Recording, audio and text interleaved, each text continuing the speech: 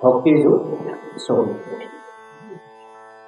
অৰামে ভগৱন্ত নিগতি শুনা মাও দেৱহূতি এই ধ্যানে যিটো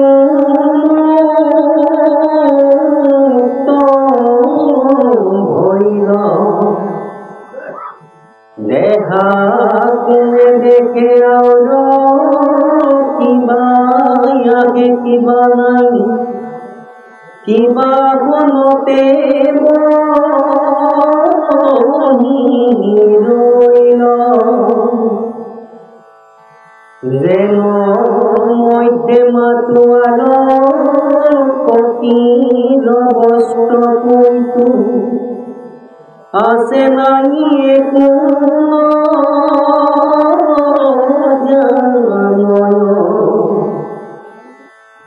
যাওয়ে পূর্ব কর্ম থাকে তাওয়ে প্রাণ নিখনে নেহা ফলনা কয়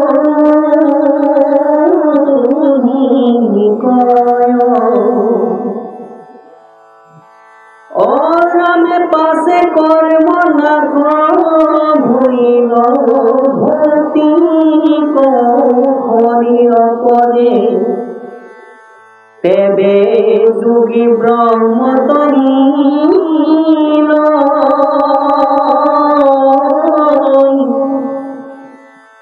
এরায়া সংসার মুখ লভে ব্রহ্মানন্দ সুখ যেন জলে জল প্রবেশ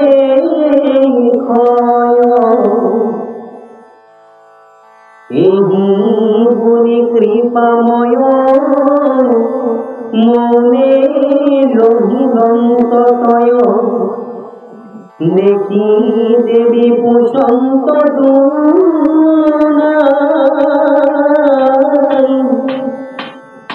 আওয়ে বাপ ভক্তি যুগ নিস্তারি কহিমুখ যেন মতে বুঝো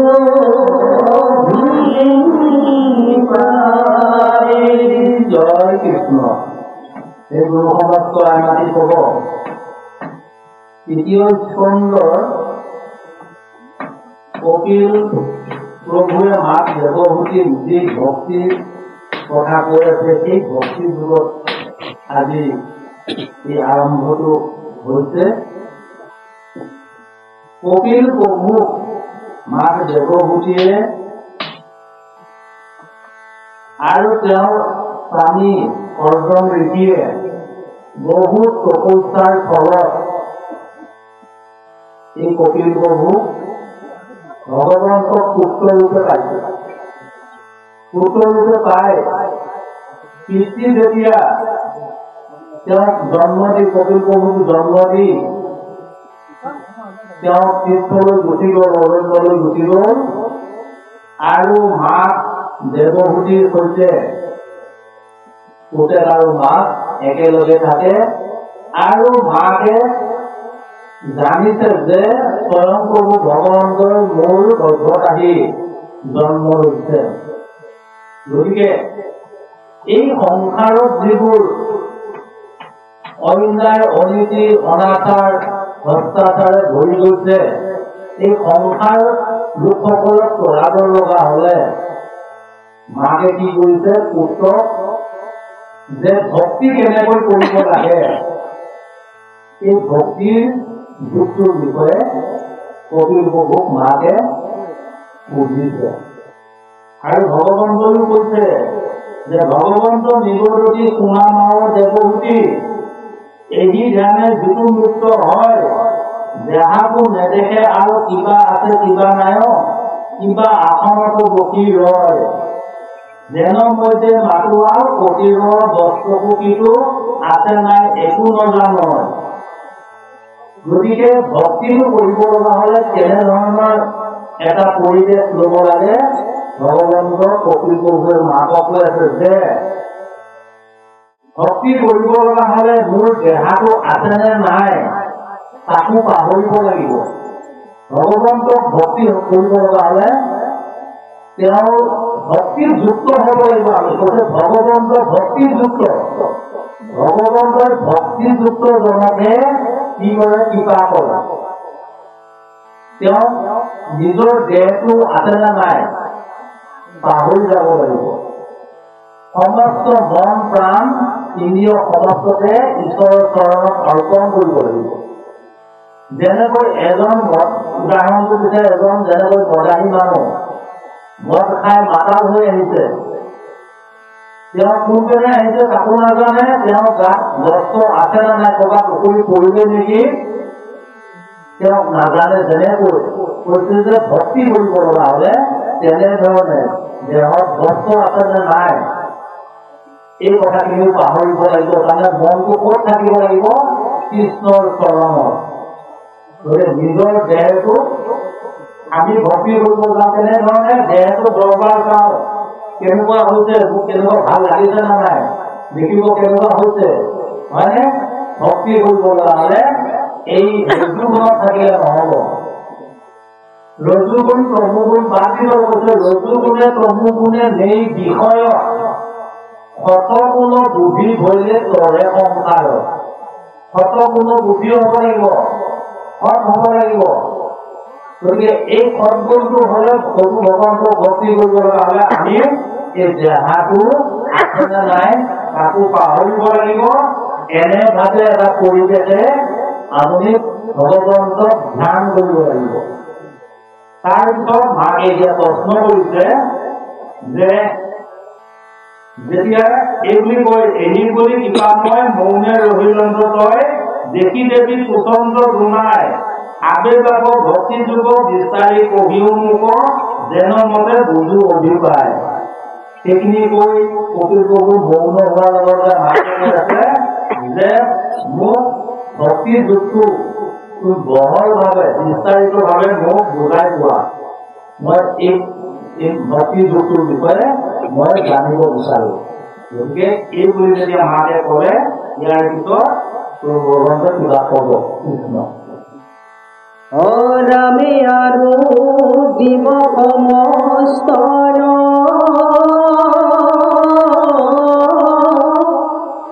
বিধিৰ সংসাৰ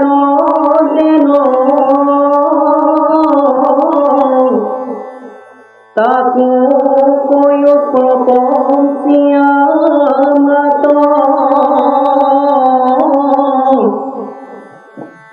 যাহাক জানিলে লোক সমস্ত পাপত হন্তে নিৰপতি হইবে খাত জাত হন্তে হইয়া ভয় লোকে পুণ্য আশ্রয় হেন কাল ঈশ্বর গতি কহিও করি ভাগিয়া যদি বা পয়াসে দয়া করি মই তাকে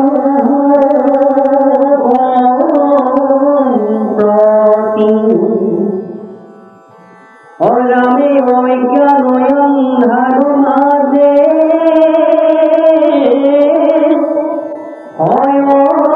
করিয়াছে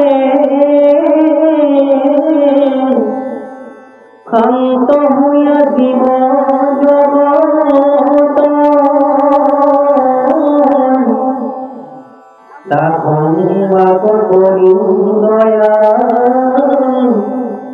উদয় ভৈলা হাতু যুগ পন্থ প্রকাশ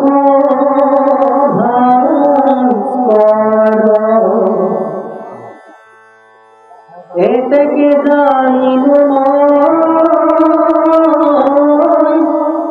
ইবার সমস্তে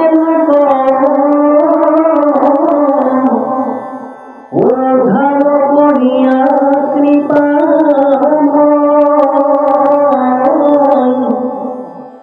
হরিমুগ মহাভৈল আছে পৈঘাত কইল হেম প্রভু ভৈলা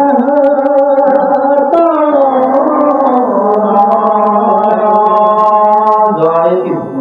গোবিন্দ মাকে তেওঁক ভক্তি যুগৰ কথাটো সুধিলে আৰু লগতে সুধিছে যে আৰু জীৱ সমস্তৰ বিধি সংসাৰৰ যেন তাকো কৰি প্ৰপঞ্চী আমাক জানিলে লোক সমস্ত পাপত হন্তে বিৰগতি হৈবেক সাক্ষাৎ। সেই বা তুমি আমাক আৰু এটা কথা, এই সংসাৰত আমি যে জন্ম লওঁ, পূৰ্ব জন্মৰ যি কৰ্মফল, এই কৰ্মফল বিলাক আমাৰ লাগি আহে, তাৰ ফলত আমি মহাপাপত পতিত হৈ এই সংসাৰ সাগৰত হাবুলাবু খাওঁ। গতিকে এই সংসাৰৰ লোকসকলে কেনেকৈ পাপৰ পৰা মুক্তি পায়, এই সংসাৰ সাগৰত আমি যিবোৰ বিষয়তেই মগ্ন হৈ থাকো, এই বিষয়ৰ প্ৰতি বিৰগতি কেনেকৈ আহিব?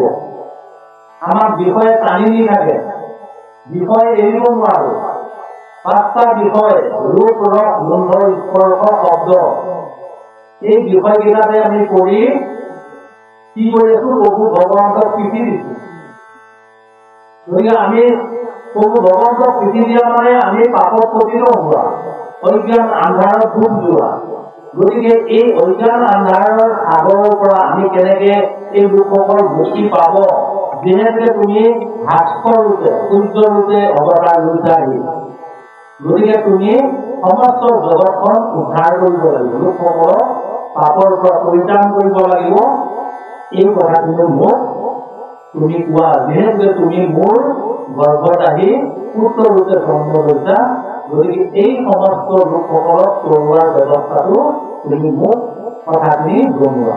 এইবুলি মাক দেৱতীয়ে কপিল প্ৰভুক এই কথাখিনি কৈছে। ভক্তিৰ কথাখিনিও কোৱা আৰু সংসাৰৰ এই বিষয় বাসনাকে হাবুডাবু খাই পৰা লোকসকলক কি ভাৱেদি মানে তেওঁলোকক পঢ়াব পৰা যাব, পাপৰ পৰা মুক্ত কৰাব পৰা যাব, এই কথাখিনি মোক বুজাই কোৱা। এইবুলি মানে প্ৰশ্ন কৰিছে।